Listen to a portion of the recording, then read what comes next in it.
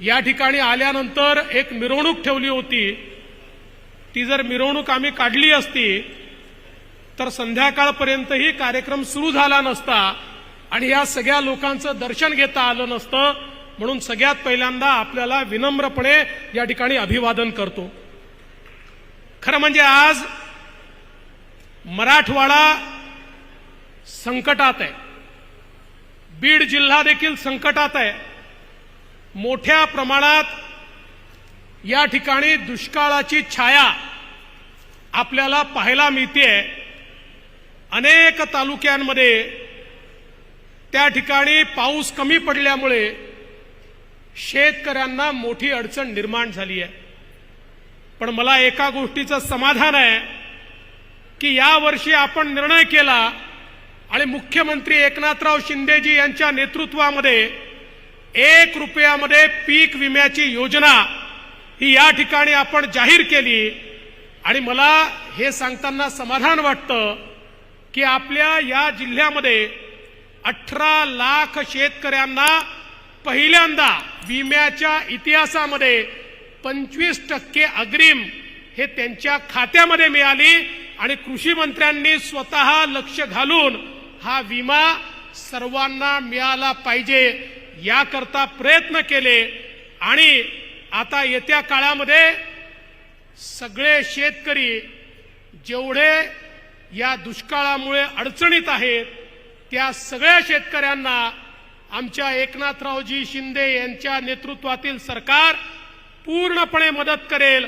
कुठलाही शेतकरी आम्ही वाऱ्यावर सोडणार नाही हा आपल्याला आश्वासित करण्याकरता या ठिकाणी मी आलेलो आहे। एवढंच नाही तर आपल्याला कल्पना आहे, आपण आता मराठवाड्यामध्ये नानाजी देशमुख कृषी समृद्धी योजनेचा दुसरा टप्पा सुरू केलाय। या योजनेच्या अंतर्गत गावामध्ये प्रत्येकाला शेततळं असेल, त्या ठिकाणी शेततळ्याचं अस्तरीकरण असेल किंवा त्या ठिकाणी ड्रिपची व्यवस्था असेल, त्या ठिकाणी वेगवेगळ्या प्रकारच्या योजना असतील, त्या ठिकाणी आमच्या शेतकऱ्यांकरता गोदामाची योजना असेल, आमच्या शेतकऱ्याच्या शेतमालाला भाव देण्याकरता व्हॅल्यू एडिशनची त्या ठिकाणी व्यवस्था असेल, मिनी अशा प्रकारचे त्या ठिकाणी प्रक्रिया केंद्र असतील। या सगळ्या गोष्टी आता आपण या ठिकाणी सुरू केलेल्या आहेत। कुठेतरी आमच्या शेतकऱ्याला स्थैर्य यावं आणि त्याच्या शेतमालाला योग्य भाव मिळावा हा प्रयत्न आपल्या सरकारच्या माध्यमातून चाललाय। आणि एवढंच नाही, लवकरच आम्ही केंद्र सरकारमध्ये पियुषजी गोयल यांच्यासोबत बैठक घेतोय।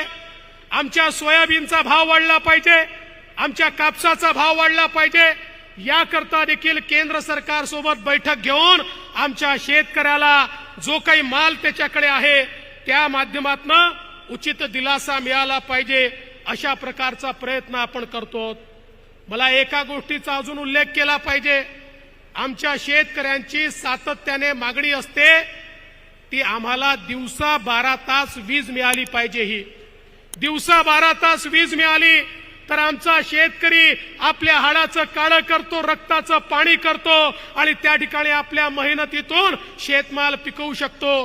पण आपण वर्षानुवर्ष अर्धे दिवस सकाळी अर्धे दिवस रात्री वीज देतो, शेतकऱ्याला रात्री त्या ठिकाणी शेतीमध्ये जावं लागतं। आणि म्हणून आपण निर्णय केला, मुख्यमंत्री सौर कृषी वाहिनी योजना सुरू केली।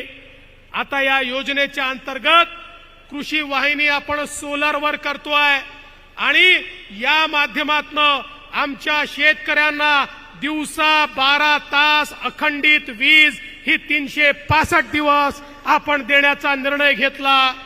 आणि मला आनंद आहे, पहिल्याच टप्प्यामध्ये बीड जिल्ह्यातल्या जवळपास 30% फिडरचं टेंडर हे आम्ही काढलेलं आहे।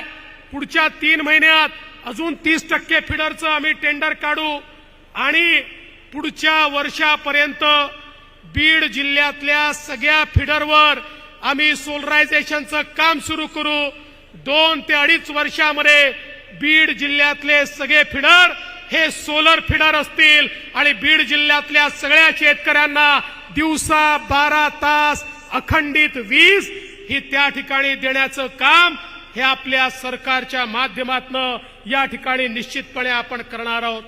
आज खऱ्या अर्थानं हे सरकार गरिबाच्या पाठीशी, शेतकऱ्याच्या पाठीशी उभा आहे। मगाशी पालकमंत्र्यांनी उल्लेख केला की या ठिकाणी कृष्णा मराठवाडा योजना, खुंटेफळची योजना, या सगळ्या योजनांना चालना मिळाली। मला आठवतं मागच्या काळात जेव्हा मुख्यमंत्री होतो त्या काळामध्ये आपण कृष्णा मराठवाड्याला सुप्रमा दिली, त्यानंतर पुन्हा सरकार आलं शिंदे साहेबांच्या नेतृत्वामध्ये, आम्ही पुन्हा 11,400 कोटी रुपयाची सुप्रमा या ठिकाणी दिली आणि मराठवाड्याच्या हक्काचं पाणी हे मराठवाड्यामध्ये आणण्याकरता आपल्या सरकारने जो निर्धार केला तो निर्धार आता पूर्णत्वाला चाललेला आहे आणि मराठवाड्याच्या हक्काचं पाणी हे मराठवाड्यामध्ये आणण्याचं काम आपण करतोय। आणि एवढंच नाही, अजितदारांनी सांगितलं हे खरं आहे, मागच्या काळात आपण निर्णय घेतला आणि वाहून जाणारं पाणी गोदावरीच्या खोऱ्यामध्ये आणून मराठवाड्याला दुष्काळ मुक्त करण्याचा निर्णय आपण त्या ठिकाणी घेतला। आता त्या कामालाही गती मिळालेली आहे। लवकरच आम्ही MWRRA कडे चाललो। MWRRA ची मान्यता मिळाल्यानंतर वाहून जाणारं पाणी हे गोदावरीच्या खोऱ्यामध्ये आणून आमच्या मराठवाड्याला दुष्काळ मुक्त करण्याचं काम हे आम्ही त्या ठिकाणी करणार आहोत। एवढंच नाही तर मागच्या काळामध्ये मराठवाडा ग्रीडचं काम आपण सुरू केलं होतं। काही कारणाने मध्यंतरी आलेल्या सरकारने ते थांबवलं होतं। आता आपण मराठवाडा ग्रीडचा प्रस्ताव केंद्र सरकारकडे पाठवलाय आणि मी विश्वासाने सांगतो केंद्राची मान्यता मिळाल्यानंतर मराठवाडा ग्रीडचा प्रस्ताव देखील या ठिकाणी मंजूर होईल आणि आपण संपूर्ण पाईपच्या जाळ्याने गावोगावी पिण्याचं पाणी, शेतीचं पाणी हे मराठवाडा ग्रीडच्या माध्यमातून सगळ्या धरणांना जोडून मराठवाड्याला दुष्काळ मुक्त करण्याकरता एक मोठं त्या ठिकाणी पाऊल उचलणार आहोत। आणि म्हणून मला या निमित्ताने सांगायचं आहे, आपलं सरकार सामान्य माणसाच्या पाठीशी उभं आहे। जलयुक्त शिवारच्या अंतर्गत मागच्या काळामध्ये पंकजाताईंच्या नेतृत्वात या जिल्ह्यात अतिशय सुंदर काम झालं। आता जलयुक्त शिवार टप्पा 2 आपण सुरू केलाय। मला विश्वास आहे जसं मागच्या काळामध्ये बीड जिल्ह्याने जलयुक्त शिवारमध्ये पहिला नंबर पटकावला, याही वेळी बीड जिल्हाच या ठिकाणी पहिल्या क्रमांकावर जलयुक्त शिवारच्या अंतर्गत येईल आणि शेतकऱ्याच्या शेतीला पाणी देण्याकरता निश्चितपणे या ठिकाणी अतिशय उत्तम काम होईल। धनंजयजी, आपण साठवण तलावाची मागणी केली होती। मी म्हटलं परळीला चाललोय, पुन्हा तुम्ही विचाराल काय झालं। कालच 8ही साठवण तलावांना मी मान्यता दिलेली आहे आणि त्याचं काम देखील आता लवकरच आपण सुरू करतो। खरं म्हणजे या सरकारने घेतलेला एक एक निर्णय हा अत्यंत महत्वाचा निर्णय आहे।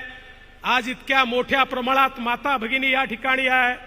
पंकजाताई, मागच्या काळामध्ये माझी लेक भाग्यश्री सारखी चांगली योजना आपण सुरू केली, आता त्याचा पुढचा टप्पा आपण सुरू केलाय। एकनाथरावजी शिंदे यांच्या नेतृत्वामध्ये लेक लाडकी योजना सुरू केली आहे।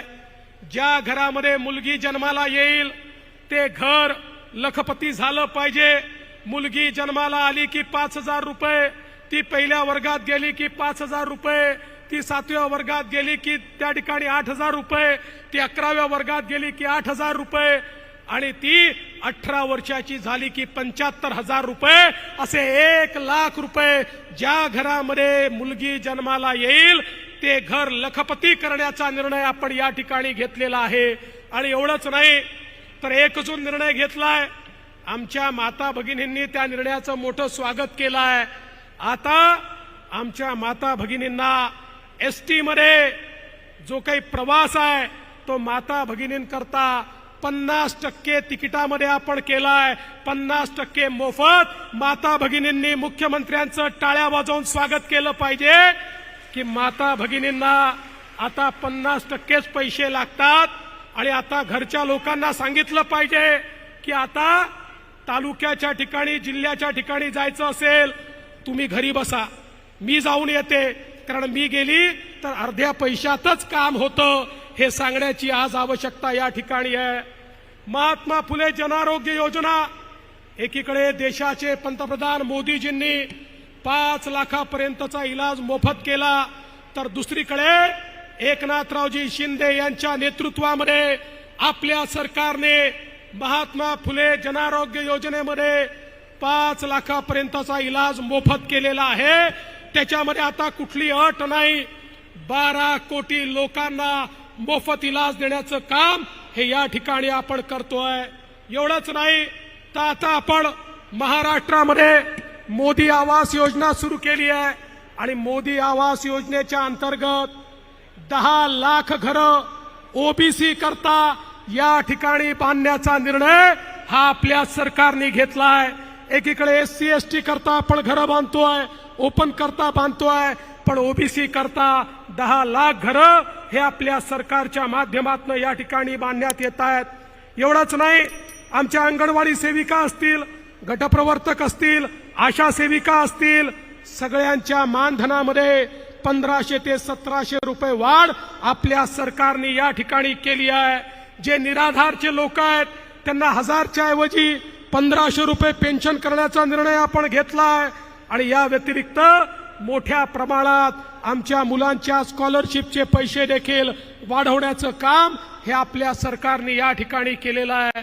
खरं म्हणजे शिंदे साहेबांच्या नेतृत्वात सरकारने गेल्या 1.5 वर्षात केलेल्या कामांची यादी जर मी वाचली तर इतक्या मोठ्या प्रमाणात ही कामं झाली आहेत की ही यादी वाचता वाचता अपुरी पडेल।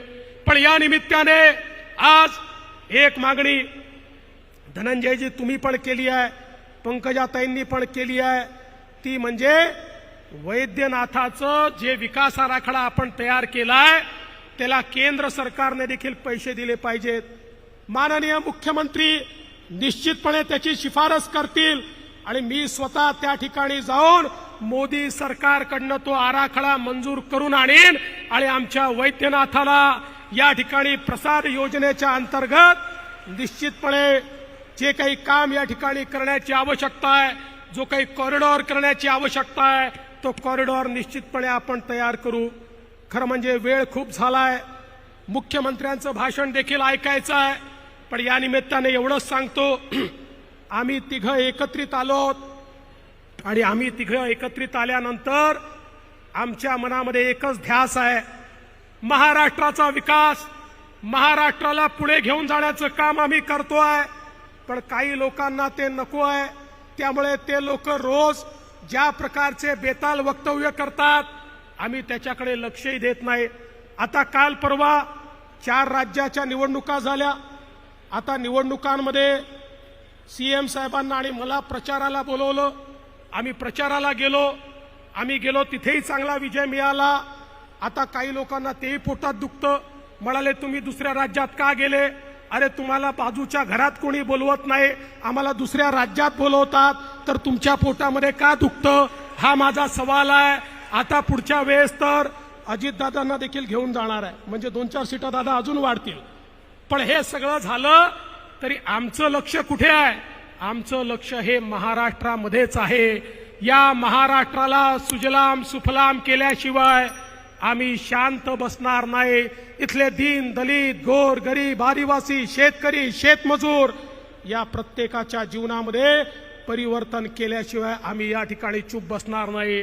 आणि म्हणून जाता जाता केवळ एवढंच सांगतो, मगाशी आमच्या पंकजाताई म्हणाल्या की सगळ्यांना ही उत्कंठा आहे की आज या स्टेजवर पंकजाताई पण आहेत आणि धनंजय मुंडे पण आहेत।